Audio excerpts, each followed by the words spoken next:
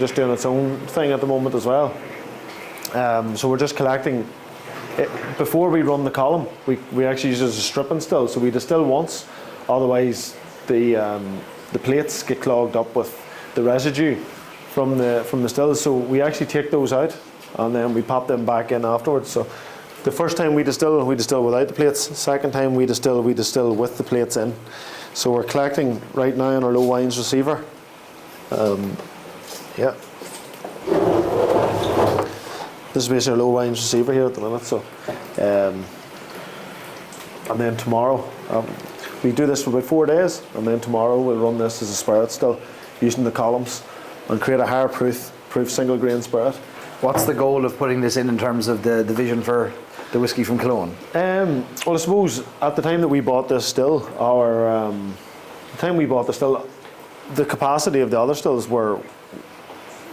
was 1,000 litres, if you imagine, of wash being produced, and that was the capacity of the other stills, because we only ever half fill the 1,000 litre still. So we became a little bit more efficient in our mashing process by just adding a little bit more elbow grease, if you like, and the temperature of the water going in. And as a result, we were producing 1,100 litres of wash. So with that extra 100 litres, we thought, we'll get a nice experimental still to play with. So that's why we got this still. So we're then able to, distill that with this at the same time. With that, it's a 100 litre still. That extra 100 litres can run through that and create enough wash then to run it as a spirit still. But yeah, this is where the magic all happens here. Then this is the real McCoy, I suppose, for Killowen. This is pot still distillation at its most traditional. So we've got two lovely flame-fed pot stills here, Creastor and Brack. You've got a 1,000 litre still here, only ever being operated at half capacity or less, and then we've got an 800 litre spirit still over here, which is being operated at 20% capacity.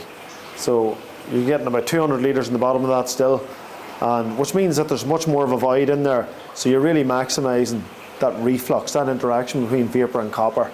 So we're trying to get rid of any residual sulfates in the spirit by that reaction with copper, so the spirit that comes out at the end tastes much better. So we just finished doing our hearts cut. So at the moment we're collecting our tails. So you get plenty of welly boot and rubber on there at the minute, which isn't very palatable, but this is also a very usable spirit. And the oils that are coming off here play just as much of a role in the second distillation as the low wines would. Low wines run super slow, so it's going to take at least 12 hours to run through, whereas in the summertime the spirit still can run a little bit faster. So the hearts have been collected, and the hearts are pretty good now as well. We can do a little taste of those if you like. I might just give those a rinse, those glasses. Yeah. And what's happening in here for our audience? So the spirit is coming in here. Can you explain these tubs here to us? Yeah, so this is a serpentine condenser or a worm tub condenser, as opposed to the much more efficient condensers which are shell and tube. So if you have a look in here, guys, you can see the coil coming down. So this style of distillation has been used for hundreds and hundreds of years, and it hasn't changed much. The shell and tube is a much more recent invention. It's a much more efficient invention as well. This very traditional method it creates, if you like, as well, it creates a backlog in the still, creates less of a draw on the still, and as a result you get a much more full-bodied cooked spirit as well. People believe as well that it gives a much more of a briny, oily note to your spirit too, and that might be one of the reasons why Killowen has a much more oily, viscous flavour. And then if you look at the two stills, you can see them crisscrossing over each other. So the one on the left is coming over here, which gives us our low wines. Whenever we collect our low wines, we redistill that, hence double distillation. When it goes then, so we collect our low wines in here, it goes into this still over here then, and this is a spirit still. So when the vapours move their way up, they come down along this line arm, and again come down this worm tub. Worm tubs are pretty amazing. They're cold down here, heat rises, so the hot water's at the top. You can just about touch that without burning yourself, but the spirit itself comes out lovely and cool down here. So just finished our hearts. It's still very sweet, but it's just not good enough for the Killowen distillate. So Are you tasting everything? You've got to the point now where dipping a finger in at a certain time, you know what you're expecting. Yeah, we do it all by nose. Nose would be the final governor, you know, for our spirits. But in reality, we have to take a measurement for our records with HMRC, just to show on our official records when the cuts took place. They tend to vary, but the hearts tend to be in and around a certain percentage, there and thereabouts. But the governor is the nose and the palate. So dipping the finger in and tasting it, you know exactly what you're tasting. You do want a little bit of welly boots, welly rubber note coming into your spirit, because you don't want to play it too safe. You'll have a very boring spirit if you just have pure hearts. And you also want a little bit of that acetone from the heads as well coming in. Because if you just have a very safe spirit, you know you're not going to create a very exciting spirit. So you like to delve into the heads a wee bit, you like to delve into the tails a wee bit. But that's a bit of the hearts there at 68% odd ABV.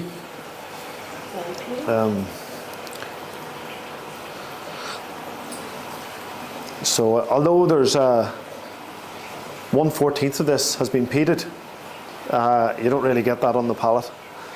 It just adds a little bit of complexity, and it works in nicely now with that Maillard reaction, that burning of the proteins and sugars in the bottom of the still. You tell us about that Maillard reaction. Yeah, so I suppose it's a French culinary term from the last century, and it's the background of thought behind the theory is that as humans we've evolved like cooked foods. Whenever we learn to cook foods, we're able to store them for longer periods of time, and basically you get the same nutritional value in a creme brulee, it being cooked or uncooked. In fact, there's probably more nutrition in an uncooked one. But innately as humans we've grown to love that little flavour, that caramelisation at the top of it. And for evolutionary reasons, the only reason is that you got this extra sense innately in all of us that makes us like that cooked flavour of foods that little bit long. And they say that that's the idea. It's whenever those proteins and sugars burn together, it creates that flavour that we all love.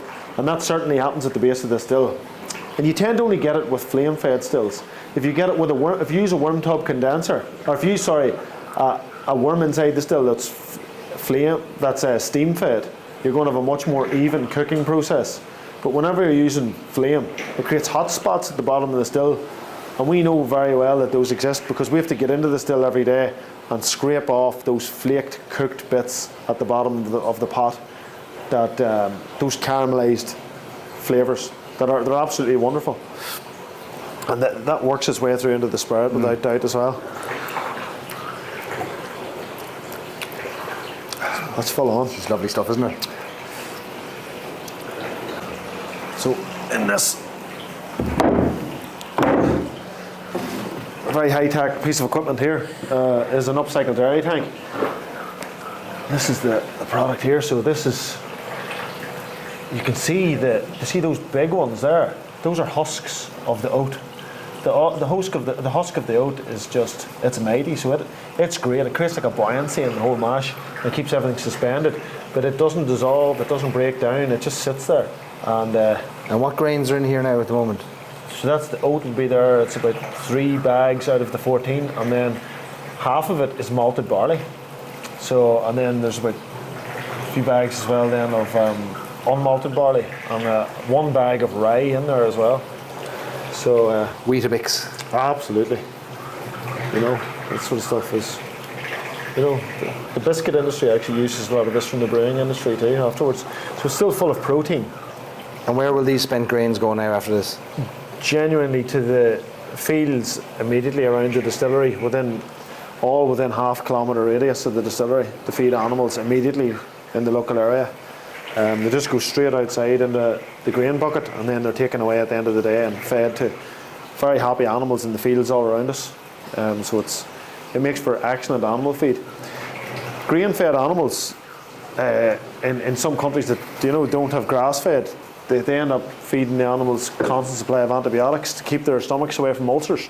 The wonderful thing about this is that the grains are already, softened, so it's very easy on an animal's stomach, and a lot of those starches are broken down and converted as well. So you're left with a high protein content.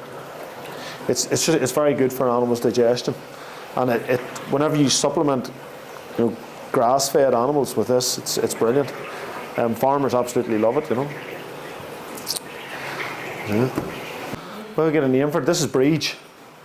I was going to call it something else, and then somebody shamed me into naming it after my daughter, so I couldn't argue with that. So this will allow for increased capacity. Will you have triple distillation, or no? Will you just stick with double distillation? Stick with double. So the other two will become wash stills, and then this will become spirit. Okay. So we'll distill the other two, and we'll go into Breege here and double distill. So all we were waiting for right now is the plumber's going to come down one day this week, connect this onto the bottom of that, and we're good to go. You have a whole new distillery. Exactly. So this room, it might look like much, but the amount of effort. We've got anti-explosive light put in with ATEX regulations. We've got a new waterproof flooring put in. We've had 2 new wall openings, new fire escape, door lintels, the whole works. So that there's been a lot of efforts gone into this place. Obviously the fire insulation has been put in this week around the still. Flue extraction, a new burner underneath the still. Still itself put in place. We're good to go. Everything's good to go. We just need to connect this to this, and we're And that's it. and that's Will us. there be an official commissioning celebration? I think so. It's probably going to be eaten up by Belfast Whisky Week time, but there should be. That's Any amazing. excuse for a party. Maybe we'll do it in a few weeks' time. You know. A few tunes, a few drinks. Definitely, that's a good idea. Give us a shout. You know. I will. Yeah. So is this the first female still in the building? It is actually, now you think Yeah. of it. Yeah. Nobody knows Brock is just a badger, so we don't know. It's just an androgynous animal, I suppose. You know what it is. Right. You know, in today's age, you can be whatever you want. So, but this one, Breed, yeah, she's the first one, yeah. You can see the colour difference too. Like, look how shiny and lovely this is compared to the other ones, which are real weathered. And you know, I say it'll not take long before this one looks like the rest. Because we don't polish our stills, you know. Little hammer marks, just amazing, aren't they? Just the shaping of it. Everything done by hand, yeah, really are. It's a nice piece of equipment, you know. Did you ever think you'd be going to a third still, like when you first started? No, we definitely didn't. This was our cask room, so the cask room is now up the lane, which is lovely, you know. So all the casks, moving all the casks out was a nightmare, but we're here now and just get stuck into the. But here, I say we'll just walk in through here and we can get a wee taste of your. Oh, let's do it. You know, well, we get a seat anyway. We'll grab the bottle.